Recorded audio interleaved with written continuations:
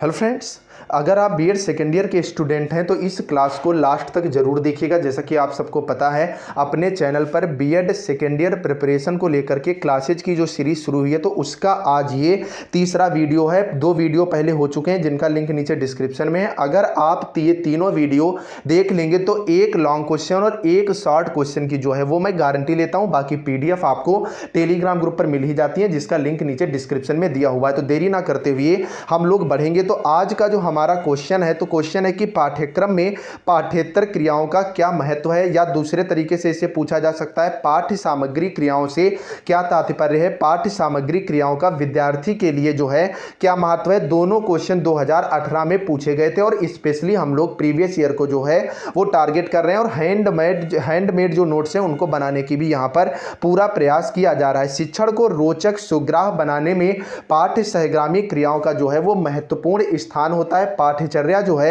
वो शिक्षा का अभिन्न अंग है, या शिक्षक को बताती है कि कौन सी कक्षा में कितना पढ़ाना है। इसे दौड़ का मैदान जो है वो कहा जाता है और इसी के आधार पर आपके जैसे त्रैमासिक परीक्षाएं होती हैं या छमाही परीक्षाएं होती हैं या वार्षिक परीक्षाएं होती हैं, उसकी पाठ्यचर्या तैयार की जाती है और एक निश्चित पाठ्यक्रम जो है वो एक निश्चित समयांतराल में यहाँ पर कंप्लीट कराना होता है। बाद में उसकी जो है परीक्षा ले ली जाती है जिससे समय पर पूरा का पूरा पाठ्यक्रम समाप्त हो जाता है। प्राचीन काल में शिक्षा जो थी वो बौद्धिक विषयों तक सीमित थी, किंतु वर्तमान में इसकी सीमा बहुत ज्यादा विस्तृत हो गई है। आज पाठ्यचर्या में वे सभी अनुभव शामिल किए जाते हैं जो किसी बालक की शैक्षिक संस्था में कक्षा, पुस्तकालय, प्रयोगशालाओं, खेल के मैदान, साहित्यिक तथा सांस्कृतिक क्रियाओं से प्राप्त होते हैं। अगर प्राचीन काल में आप देखोगे तो केवल बौद्धिक विषयों का महत्व था, लेकिन वर्तमान में आपके सामाजिक, मनोवैज्ञानिक, उसके साथ साथ शैक्षिक, वैज्ञानिक दृष्टिकोण को भी काफी ज्यादा महत्वपूर्ण जो है वो महत्व दिया जा रहा है। आधुनिक काल में शिक्षा शास्त्री इस बात पर सहमत हो गए कि यदि इन क्रियाओं के द्वारा समुचित रूप से छात्रों के पथ प्रदर्शन किया जाए तो इसके परिणाम जो हैं वो लाभप्रद होते हैं। और उसी का एक परिणाम है कि आज छात्र बड़े स्तर पर वैज्ञानिक, अच्छे खिलाड़ी और अच्छे पत्रकार, मतलब यहाँ पर छात्र का रिजल्ट निकल करके आ रहा है कि तो इसके परिणाम जो है लाभप्रद होंगे। पहले इन्हें शिक्षा में पाठ्येतर क्रियाओं के नाम से जो है वो जाना जाता था, किंतु धीरे धीरे इनके महत्व को देखते हुए इन्हें पाठ्यचर्या का अभिन्न अंग समझा जाने लगा और पाठ्य सहगामी क्रियाओं के नाम से इन्हें जाने लगा।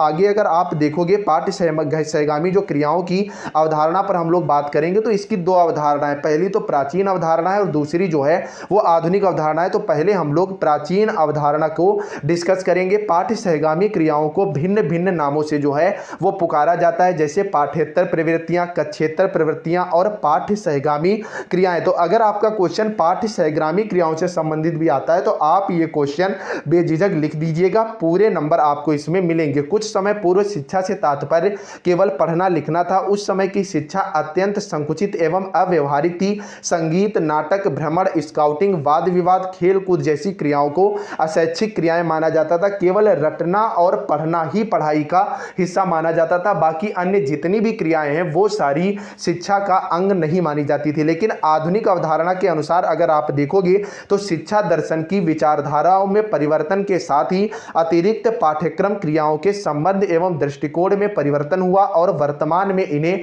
अतिरिक्त क्रियाएं न मानकर सहगामी क्रियाएं ही जो है वो माना जाने लगा है। और आज विद्यालयों में आपका खेल कूद है, एक्सटर्नल जो चीजें आपकी होती हैं, वाद विवाद जो होता है आपका, नाटक होता है, मंचन होता है, प्रैक्टिकल आपके होते हैं, इन सबको शिक्षा का ही अंग माना जाने लगा और उनके भी आपको अंक अब दिए जाते हैं। धीरे धीरे ये सहगामी क्रियाएं शिक्षा का आवश्यक अंग बन गई हैं। इन क्रियाओं को पाठ्य सहगामी क्रियाएं या पाठ्येतर क्रियाएं भी जो है वो कहा जाने लगा है। अब हम लोग मेन बात पर आते हैं कि पाठ्य सहगामी क्रियाओं का जो है वो महत्व क्या है। तो विद्यालय में पाठ्य सहगामी क्रियाओं के बिना अध्ययन में सरसता जो है वो उत्पन्न नहीं होती है, आसानी से चीजें जो हैं वो नहीं समझी जाती है। इन क्रियाओं से विद्यालयी जीवन में नवीनता उत्पन्न होती है। विद्यार्थियों के सर्वांगीण विकास के लिए आवश्यक है कि पाठ्य सहगामी क्रियाओं पर पर्याप्त बल दिया जाता है। अब अगली जो लाइन है ये आपको अलग से अपने नोट्स पर नोट कर लेनी है और इस क्वेश्चन में हर हालत में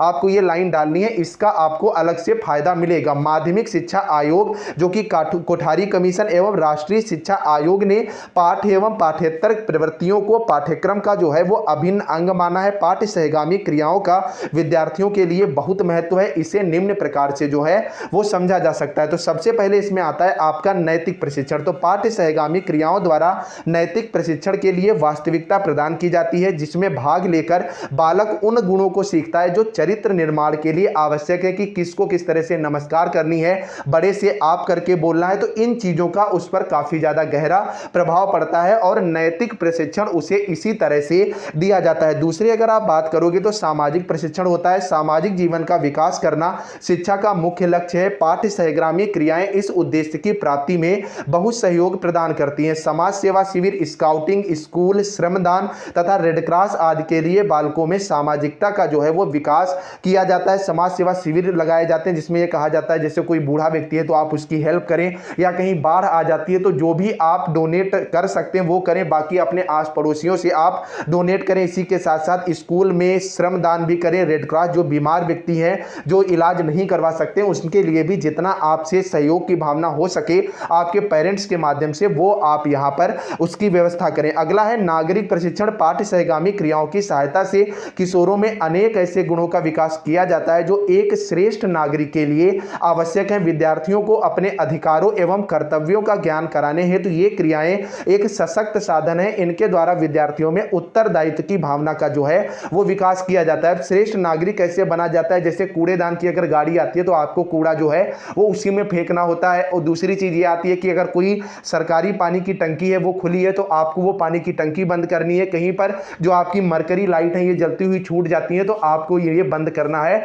और इससे एक नागरिकता, एक अच्छे नागरिक होने का जो है वो प्रमाण मिलता है। तो इन चीजों को आप यहां पर एग्जाम्पल में डाल सकते हैं, आपका क्वेश्चन भी बड़ा हो जाएगा और अच्छे खासे नंबर मिल जाएंगे। अगर वीडियो आपको इंफॉर्मेटिव लग रही है, सही से आपको सब कुछ समझ में आ रहा है, तो यार चैनल को सब्सक्राइब करने में बिल्कुल भी कंजूसी मत करो, तुरंत चैनल को सब्सक्राइब करो। और दूसरी चीज, इस वीडियो को ज्यादा से ज्यादा शेयर करो। आप लोगों के मैं कमेंट पढ़ता हूं, इस वजह से वीडियो बना रहा हूं, वरना 200 लाइक्स का यहां पर लक्ष्य है, क्योंकि आपके लिए ही यहां पर आप देख सकते हैं रोज रोज ये जो है रिटर्न करके और उसके बाद आपको अच्छे तरीके से चीजें जो हैं वो प्रोवाइड कराई जाती हैं। चौथा यहां पर आता है कि किशोरावस्था की आवश्यकताओं की पूर्ति। तो किशोरावस्था तनाव व तूफान की अवस्था है। विद्यार्थियों की मानसिक दशा जो है वो अत्यंत भावुक उठती है, उसे अनेक प्रकार के मानसिक विकार जो है वो घेर लेते हैं। इन क्रियाओं के द्वारा बालकों की संपूर्ण शक्ति को रचनात्मक कार्यों में लगाकर जो है वो शोधित किया जा सकता है। तो इस तरह से अगर आप इतना क्वेश्चन लिख देंगे तो आपको अच्छे खासे नंबर यहां पर जो है वो मिल जाएंगे। अब हम बात करेंगे